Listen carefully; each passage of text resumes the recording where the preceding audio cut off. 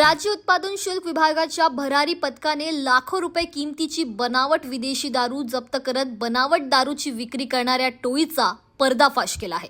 श्रीकांत टर्ले, किशोर पाटील, प्रदीप बामणे अशी या प्रकरणी अटक करण्यात आलेल्या आरोपींची नावे आहेत।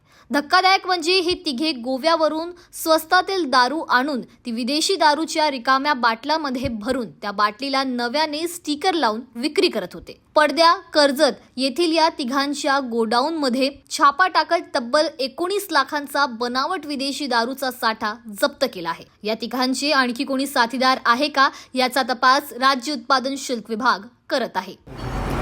ही आजची कारवाई केली आहे ते आमचे राज्याचे आयुक्त विजय सूर्यवंशी साहेब, डायरेक्टर प्रसाद सुर्वे साहेब, विभागीय उपायुक्त प्रदीप पवार आणि आमचे जिल्ह्याचे अधीक्षक प्रवीण तांबे साहेब यांच्या आदेशान्वये केलेली आहे। सदरची कारवाई आम्हाला करताना इन्फॉर्मेशन मिळाली होती की नेवाळी फाट्यावरती एक गाडी विदेशी मद्याची वाहतूक करणार आहे।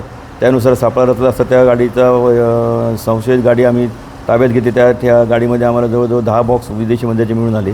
त्या 10 बॉक्सचा तपासणी केल्यासाठी डुप्लिकेट दारू असल्याचं आम्हाला प्रथमदर्शनी आढळून आल्यानंतर त्याच्याकडे 2 इसम आणि मी अटक केले होते। त्यांच्याकडून माहिती घेतली असता त्याने सांगितलं की सदरची दारू पडग्यातून आणली।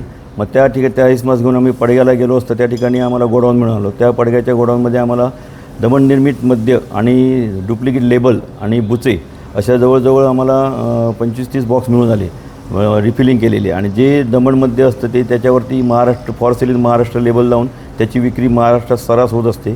अशा प्रकारे दारू मिळाली। त्या ठिकाणी आम्ही एक आरोपीस अटक केली।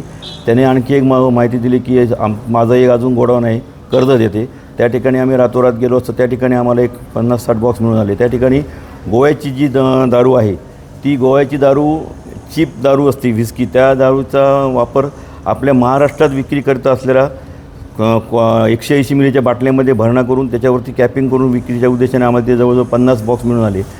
गुन्हा रजिस्टर क्रमांक 64/2025 आम्ही गुन्हा नोंद करून 3 आरोपींना अटक केलेली आहे। पुढील तपास चालू आहे।